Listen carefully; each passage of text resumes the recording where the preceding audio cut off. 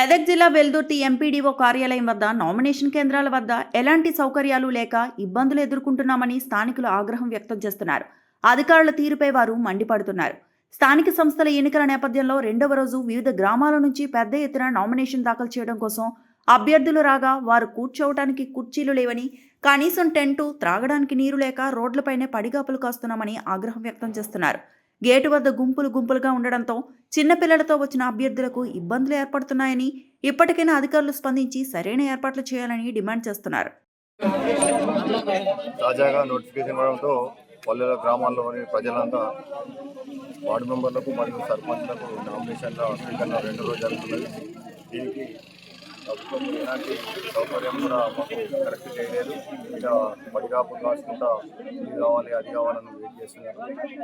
దాహము వేస్తున్నది. అదేవిధంగా టెంట్ కూడా లేదు. ఇక్కడ కొంచెం టెంట్ వేసి ఇక్కడ వృద్ధులు ఉన్నారు, ఆడపిల్లలు ఉన్నారు, వాళ్ళకు చైర్లు కూడా అరేంజ్ చేయాలని కోరుతున్నాం. ఇక్కడ వెయిట్ చేయడం జరుగుతున్నది. మళ్ళీ మన తప్పుడు చదువుతూ ఉంటే వాళ్ళ సమాచారం కూడా ఎంపీ గారు బయటకు రాణించలేరు, పోలీసులు కూడా లోపలికి రాణించలేరు. అదేవిధంగా జర ఇబ్బందికి గురి చేస్తున్నారు. కొన్ని మన తక్కువ ఉన్న క్యాస్ట్ కానీ ఇన్కమ్ కానీ అవి తక్కువ ఉంటే కూడా అడ్జస్ట్మెంట్ చేసి వాళ్ళకు ఆగమేఘాల మీద రావాలంటే కూడా రావు.